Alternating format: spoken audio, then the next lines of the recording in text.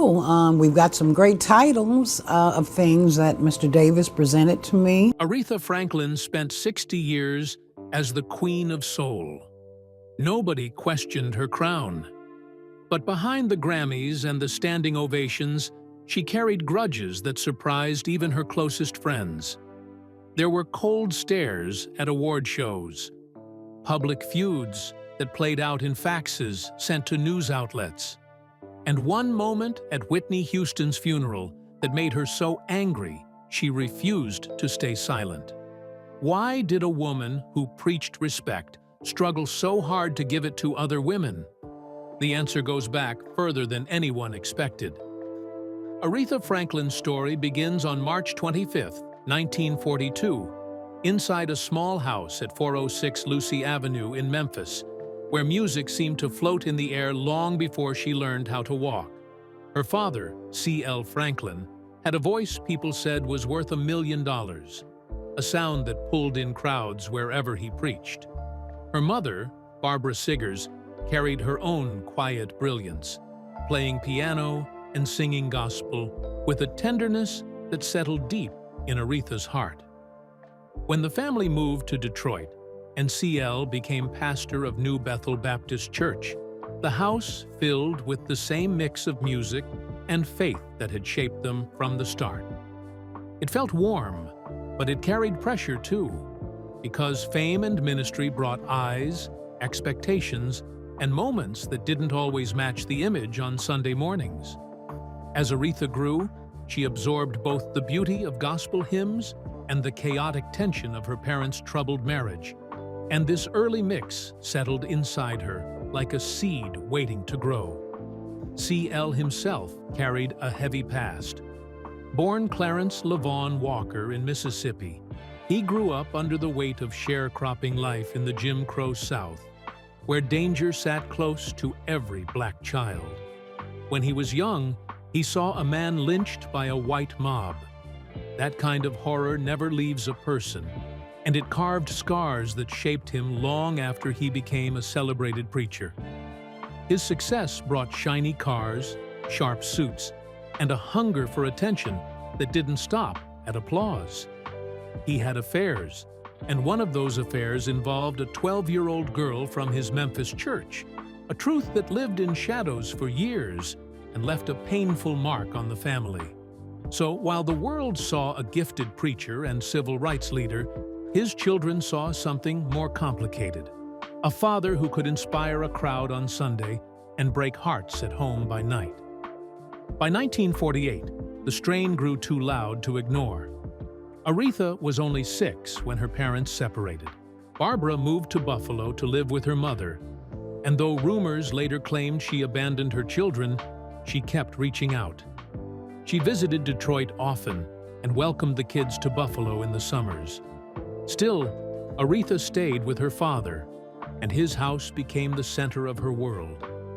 She was a quiet child who felt things deeply, and her mother's absence left a space she tried to fill with music. Her siblings remembered how she packed her bags days early whenever a visit to Buffalo approached, as if hope itself kept her moving. But each return to Detroit came with the same uneasy truth. The family was breaking apart, and Aretha had no way to stop it. Then came the moment that changed her childhood forever. On March 7, 1952, Barbara died of a heart attack at only 34. Aretha was 10, and the loss hit her so hard she fell silent for weeks. Mahalia Jackson called Barbara one of the finest gospel singers in the country, and her death felt like the world dimmed in a single breath.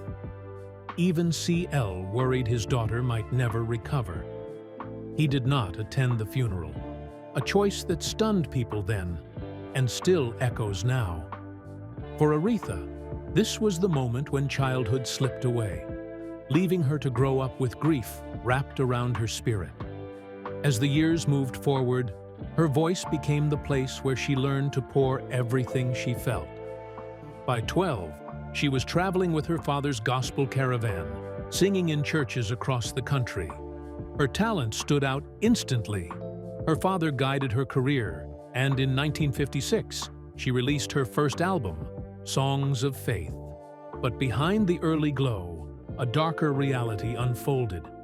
At 12, she became pregnant and had her first son, Clarence. Her paternal grandmother helped raise him while Aretha stayed on the road. At 14, she became pregnant again and gave birth to Eddie. These were tragedies she carried quietly, hidden from the public, and wrapped in silence that lasted decades. The pain shaped her voice, giving her a depth and strength that came from a place no child should ever know. Her first pregnancy unfolded in secrecy. On January 28, 1955, just before she turned 13, she gave birth to Clarence. Early reports claimed the father was a schoolmate named Donald Burke, but a handwritten will discovered after her death revealed the father was Edward Jordan Sr. The secrecy was deliberate. In the 1950s, a scandal like this could destroy reputations. Even after she became famous, she never spoke openly about it. The truth stayed tucked away in private papers, waiting until long after she was gone. The identity of the father fueled rumors for years. Some people whispered about CL because of his past, his ego, and the way the family avoided the topic. But her will named Edward Jordan Sr. as the father of both Clarence and her second son, Edward Derone. She even wrote that he should never receive or handle money belonging to Clarence. It showed he had no place in their lives, and it also underscored how tightly she guarded the truth. Yet even with this revelation, speculation never fully ended, because her father's past made every silence feel heavier. Her second pregnancy came when she was 15. On August 31, 1957, she gave birth to Edward Derone Franklin. Once again, her grandmother Rachel and her sister Irma stepped in to raise the boys while Aretha kept performing. She was still only a teenager, already a mother twice, and still expected to shine on stage. Her sister called it a life of silent suffering, and the phrase held truth. She carried wounds no one wanted to talk about, and the world never saw the weight she balanced behind her rising fame. Publicly, she spoke little about any of it. She kept her records sealed. She avoided questions. Biographers and family members later said the pregnancies may have been connected to repeated abuse that began even earlier. Whatever the story was, she kept it locked away. Silence became her shield, one she never put down. Still, she kept moving. In 1956, at just 14, she recorded Songs of Faith live at New Bethel Baptist Church, her father's church in Detroit. Her grandmother and sister watched her sons while she sang. The album showed her raw power, a voice shaped by gospel greats like Clara Ward, Albertina Walker, Jackie Verdal, Mahalia Jackson, and James Cleveland. These were the artists she studied up close. They visited her house. They toured with her father. They taught her how to shape emotion into sound. Even when Columbia Records later tried to hide her gospel roots, those early lessons stayed with her forever. By 1960, at 18, she left Detroit for New York City, ready to chase a future that reached beyond gospel. It was a bold move, one that stirred controversy in the church world. Some felt she was turning her back on her roots. Her father believed in her and called her a stone-cold singer, someone rare enough to carry the church into any genre. Columbia signed her after hearing her demo. John Hammond believed she could be the next great jazz voice. It sounded promising, but things didn't unfold the way they hoped. Columbia tried to shape her into something that didn't fit. They surrounded her with orchestras and jazz trios, ignoring the gospel fire at the center of her voice. From 1960 to 1966, the label lost $90,000 on her. Her albums didn't sell. She was pressured to accept a new contract she didn't like. She felt trapped, misunderstood, and stretched thin by money worries. Yet even in that difficult period, her foundation only grew stronger.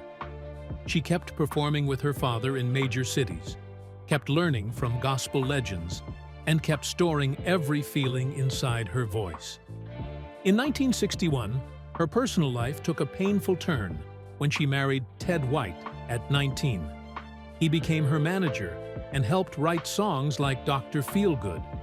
He also carried a violent streak that showed itself early and often. Friends and family saw bruises. They heard stories. They warned her, but she stayed quiet. His temper followed her everywhere, even onto the road and into hotel rooms. The marriage became another place where she learned to suffer in silence.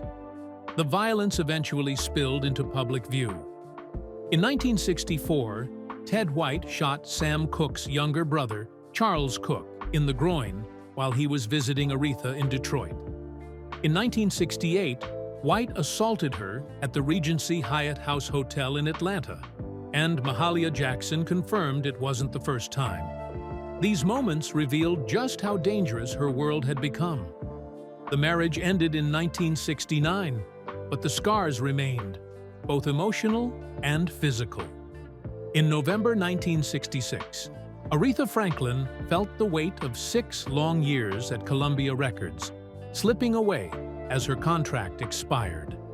She had poured her voice into jazz-focused albums that never reached the top 20, and each release left her farther from the sound that lived closest to her heart. Producer Jerry Wexler at Atlantic had been watching her with a different vision. He believed her gospel roots carried a fire Columbia had never let her use. And when he said, "We are going to put her back in church," something in her spirit lifted. She was nearly broke and even thinking about returning to Detroit's Baptist Church. Yet Wexler's confidence made her pause. It felt like a door opening at the exact moment she was about to turn back home, and that moment quietly marked the beginning of her rise as the Queen of Soul. Just 2 months later, on January 14, 1967, she walked into Fame Studios in Muscle Shoals. The room had a buzz to it. She sat at the piano and let the first notes of "I Never Loved a Man the Way I Love You" shape themselves in the air. The musicians around her felt the electricity as she improvised harmonies and built arrangements without hesitation. The song grew into a million-seller before they even finished the album. By the end of the day, tension flared between her husband Ted White and studio owner Rick Hall, forcing Wexler to pull Aretha out of Alabama and finish the project in New York. Even with that disruption, the raw sound they captured changed everything. When the album hit #2 on the pop chart and #1 on the R&B chart, people realized they were hearing something brand new, something Columbia had never allowed her to show. Soon, the full album "I Never Loved a Man the Way I Love You" came to life. It threw out the polished orchestral layers of her Columbia years and replaced them with stripped-down soul that let her voice rise without restraint. Wexler trusted her instincts. Musicians played live while she created harmonies on the spot, building songs like "Do Right Woman," "Do Right Man," and "Dr. Feelgood" with an ease that felt almost spiritual. The album climbed to #1 on the R&B chart and #2 on the pop chart, and years later, Rolling Stone said it felt untouched by time. People understood that they were hearing a shift, a new center for soul music, and Aretha was guiding it. Then came April 1967, when she released Respect. She had taken Otis Redding's song and filled it with something fierce and alive. The moment she spelled out R-E-S-P-E-C-T, the meaning of the song changed for everyone who heard it. It rose to #1 on the Billboard Hot 100 and held its place for 12 weeks. Women claimed it. Civil rights groups claimed it. The country was in the middle of deep division, and her voice carried a call for dignity that people felt in their bones. A year later, she performed at Dr. Martin Luther King Jr.'s funeral on April 9, 1968, singing "Precious Lord, Take My Hand" for millions watching across the nation. The grief of the moment passed through her voice and reached every living room, and people understood why she had already been called the Queen of Soul. Her commitment to the movement went beyond songs. Jessie Jackson later shared how she helped civil rights operations quietly and consistently. In the late 1960s, she and Harry Belafonte planned an 11-city tour to raise money for the cause, playing free concerts so every dollar could go toward keeping the movement alive. She hosted activists at her Detroit home and made sure they had what they needed to keep working. Jackson said she wasn't just an entertainer, but a socially conscious force who used her fame to support real change. Her actions spoke as loudly as her music. She showed that same courage again in 1970 when Angela Davis was jailed. Aretha stepped forward and offered to pay $250,000 for her bail. She told Jet magazine that Black people will be free, and that sometimes you have to disturb the peace when you cannot get peace. Though another source eventually paid the bail, her offer sent a shock through the country. It proved she was willing to stand publicly with political prisoners even when it risked her career. Her stance on equality reached into her concerts as well. She refused to perform for segregated audiences during the 1960s. Promoters in the South still tried to separate crowds, but her popularity was too strong for them to ignore. She insisted on integrated seating, and venues changed their policies rather than lose her. Each choice nudged the country forward, showing what one artist could do when she refused to compromise. Decades later, in 2009, she stepped onto the stage at President Barack Obama's inauguration and sang, "My Country 'Tis of Thee." Her gray bow hat became instantly recognizable, but it was the voice that mattered most. Millions watching around the world felt how history had folded into that moment. Her presence linked the past to the present, reminding everyone how far the struggle had come and how deeply her music had carried people through it. Yet behind the triumphs, there were shadows that others could see more clearly than the public.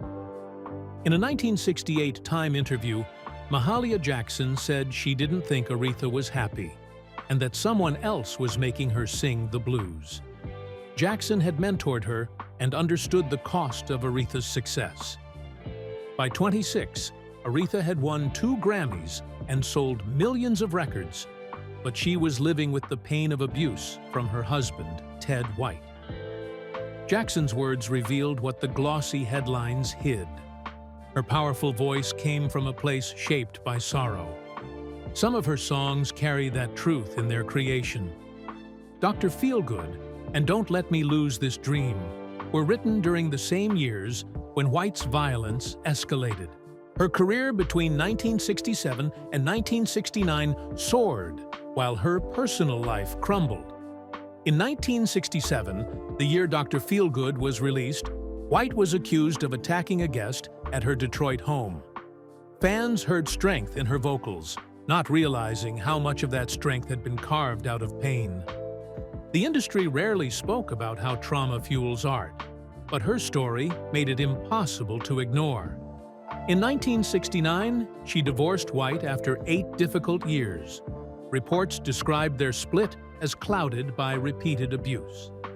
Her brother Cecil stepped in as her manager, and it felt like a breath she had been unable to take for years.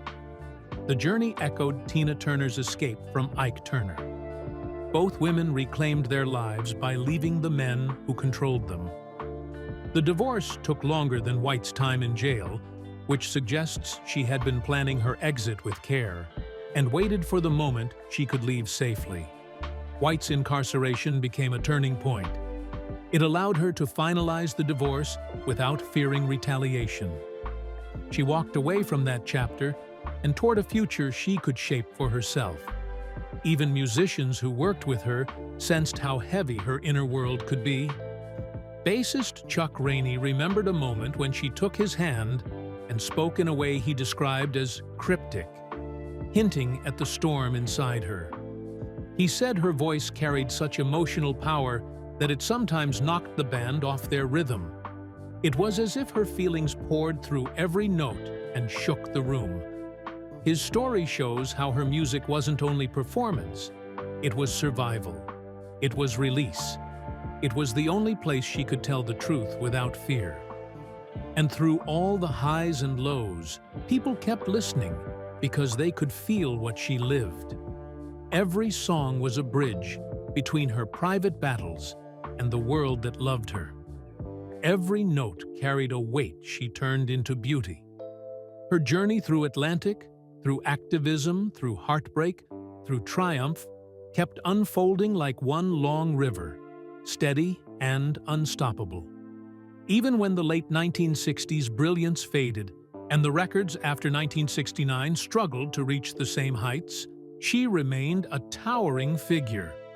She kept going because music had been her refuge since childhood. Aretha Franklin's story in the 70s begins with a spark that feels almost electric because it rises out of a country wrestling with its own identity. And from the moment her album Young, Gifted, and Black came out on January 24, 1972, something shifted in the air. It reached number 2 on the R&B chart and number 11 on the main album chart, and the RIAA gave it gold status within months. But the numbers only tell part of the story because the album wrapped itself around the Black Power movement and the Vietnam War era and carried the weight of a generation that needed someone to speak for them. When she sang the title track, first made famous by Nina Simone, and let the words "Young, Gifted, and Black" drift out with a proud swing, it felt like a declaration. She filled the album with covers from the Beatles, Elton John, and the Delphonics, but each one turned into something shaped by her own voice until you almost forgot they belonged to anyone else. These sessions from early 1971 also produced Rock Steady and Daydreaming, both landing in the top 10 of the Billboard Hot 100, and as the praise grew louder, the album earned her another Grammy.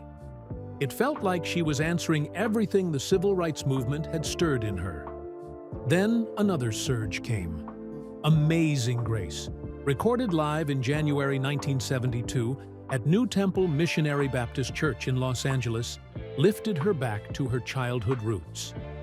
The album became the best-selling gospel album of all time, moving more than 2 million copies in the United States and earning double platinum.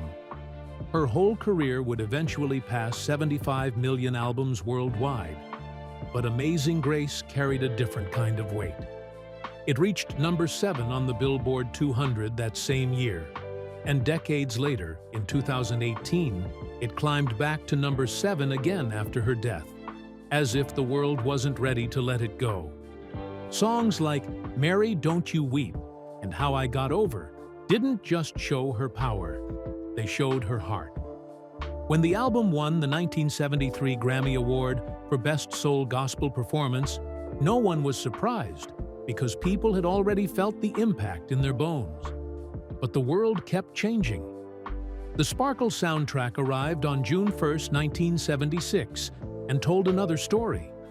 It was her 24th studio album and her first gold-certified album since 1972, which meant it arrived right when she needed a lift. Curtis Mayfield wrote and produced it for the film Sparkle, and although he and Aretha clashed behind closed doors over his strict way of doing things, the final sound hit with force. Something He Can Feel rose to number 1 on the R&B chart and number 28 on the Hot 100, marking her first R&B chart topper in 2 years. It felt like a comeback because the 2 albums before it sold poorly. The film's tale of a Harlem girl group rising and falling gave Mayfield's songs a frame, but it was her voice that pushed the emotions forward. Years later, Sparkle would still shimmer as one of the clearest examples of how soul and storytelling could move together. Yet once the glow faded, the mid-70s brought a shift she could feel. Atlantic Records began drifting toward disco, and the steady soul-driven sound she carried didn't fit the new trend. Albums like With Everything I Feel in Me and You came out in 1974 and 1975 and missed gold status, showing that the audience wasn't following her in the same way. Her singles no longer led the charts, and even with her name carrying so much history, the marketing push just wasn't there. It marked a creative and commercial low, not because she lost her gift, but because the industry changed direction. Soul legends across the board felt the same pressure, while labels searched for glittery dance sounds to please younger listeners. Then life hit her harder than any chart swing could. On June 10, 1979, her father, C.L. Franklin, was shot twice at close range during a burglary at his Detroit home. He was 63, and the attack left him in a vegetative coma that lasted more than 5 years. He received no life-sustaining apparatus and remained suspended between life and death until July 27, 1984, when he passed away at 69. People said the final years were filled with suffering, and when Aretha arranged a funeral that drew more than 10,000 people, it became clear how deeply his life shaped her. Their relationship had always been complicated, filled with love, expectations, and pain, and his death reopened wounds she had carried quietly for years. By then, she had already stepped into a different part of her career. After leaving Atlantic in 1979, she drifted through a stretch where she had no top 10 R&B hits since 1977. But everything began to turn in 1980, when Clive Davis signed her to Arista Records after seeing her in the Blues Brothers, where she belted Think with so much fire that it revived interest in her. 2 years later, Jump to It, with producer Luther Vandross, climbed back into the top 10 of the R&B chart. Then, Who's Zoomin' Who in 1985 pushed even higher, hitting number 6 on the Billboard 200, with Freeway of Love soaring to number 3 on the Hot 100. In 1986, her album Aretha brought in Narada Michael Walden and Preston Glass and delivered 3 top 40 singles. I Knew You Were Waiting for Me, with George Michael, reached number 1, reminding the world that she could always rise again. These years earned her multiple Grammy nominations and placed her back in the center of modern soul. But with success came friction. At the 2008 Grammy Awards, Beyoncé introduced Tina Turner as the Queen, and Aretha felt a sting run through her because she had carried the title Queen of Soul for decades with fierce pride. She released a statement saying she dismissed the introduction as a cheap shot for controversy, and she wondered if the writers or Beyoncé had bruised her ego. She added that Turner didn't know her because they had never met, and she believed Tina was using tacky press to sell tickets. It turned into a public feud that outlets like CBS News and Billboard repeated again and again. Tina answered by saying Aretha's ego must be so big to think she was the only one worthy of a crown. She said Aretha had always been that way. Aretha fired back once more, saying she had cheered Tina on after Ike and admired her success. But Tina's comment about ego sounded like projection to her. With both refusing to bend, the tension spread quickly and reminded everyone how fragile pride can be when two legends share the same sky. The rivalry with Dionne Warwick reached even further back. In the 60s, they were both rising at Atlantic Records. Aretha covered I Say a Little Prayer, a song tied to Warwick, and Whitney Houston, Warwick's aunt, even sang backing vocals. When Burt Bacharach publicly said he preferred Aretha's version, the tension grew roots. Later in life, the feud sparked again when Warwick stood at Whitney Houston's funeral and announced that Aretha was Whitney's godmother. Aretha denied it sharply. She sent a lengthy fax to the Associated Press calling the statement libelous and saying Warwick knew full well what she was doing. She also recalled Warwick approaching her at a Clive Davis gala, and she refused the hug, saying the moment couldn't be serious after such a claim. Tensions surfaced with Natalie Cole, too. Cole once shared that, at a banquet, Aretha turned and gave her an icy stare that cut so deeply she remembered it for years. Cole had often been compared to her, and Aretha saw younger artists as threats rather than peers. Cole said they had been on the edge of becoming friends, but that cold moment changed the tone between them. Everything rose again in 2012, when Dionne Warwick stood before the world at Whitney Houston's funeral and declared that Aretha loved Whitney as if she were born to her, and that she was her godmother. Aretha wasn't present because of swollen feet and a prior commitment at Radio City Music Hall, but the claim rippled through the audience and far beyond because it felt like an attempt to rewrite history. It caught fire instantly. 5 years later, in 2017, Warwick repeated the story while promoting a TV special. Aretha responded with another fax to the Associated Press. She said the claim was libelous and that Warwick was lying fully well, knowing what she was doing. She stressed she was far too busy to be anyone's godmother and had only met Whitney as a child. The fax became a viral topic, rare and sharp enough that people paid attention. She even clarified that she and Whitney had never been friends, and that she never believed Warwick liked her. This opened a window into decades of unspoken rivalry. Later that same month, Warwick confronted her at the Tribeca Film Festival premiere of the Clive Davis documentary. Aretha looked at her and said, "Oh, hell no, you couldn't be serious." Someone captured it on camera, and the moment exploded online. People saw the tension rise right out in the open. Aretha also made blunt remarks about Mariah Carey. When Mariah earned $18 million as an American Idol judge, Aretha asked if the source was Mariah's husband. Her sister Irma once said that Aretha's fantasy was to eliminate the competition, showing that her insecurities were always close to the surface. Even icons wrestle with fear of being replaced. When Aretha died on August 16, 2018, at her Detroit home, she was 76 and fighting a rare form of pancreatic neuroendocrine cancer. Her final days took place under hospice care with loved ones by her side, including Stevie Wonder and Jesse Jackson. After her death, the shock came from something unexpected. She had no formal will. Without it, Michigan law would split her estate among her 4 sons. Her legendary status could not protect her family from years of legal disputes.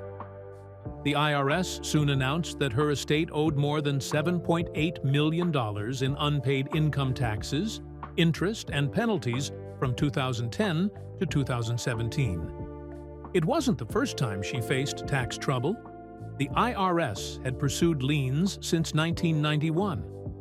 Even with a long career and steady royalties, her financial life had been full of problems. By December 2021, the estate reduced the IRS balance to $4.75 million, but the final total would depend on future agreements. Then came the handwritten wills. 2 from 2010 found in a locked cabinet. Another from 2014 discovered under couch cushions. The 2014 document revealed that Edward Jordan was the biological father of her first 2 sons, a detail she had never publicly confirmed. It also named her son Kekauff as executor instead of Ted White II. This turned the matter into a family battle. One side claimed the 2010 will was her true final wish. The other insisted the 2014 will carried her last instructions.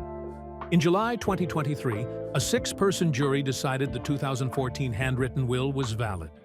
It granted the $1.2 million mansion, often called the crown jewel, to Kekauff and his children. Other assets, including homes, furs, jewelry, and music rights, followed the document's layout. The jury deliberated less than an hour after a 2-day trial. Estimates of the estate ranged from $6 million to as high as $80 million, depending on valuations and ongoing royalties. To settle things with the IRS, the estate accepted a deal requiring 45% of all posthumous revenues to go toward the remaining tax debt. An immediate payment of $800,000 followed court approval. This meant her heirs would have to wait much longer to see their inheritance as the estate cleared decades of financial chaos. It gave her story a bittersweet ending.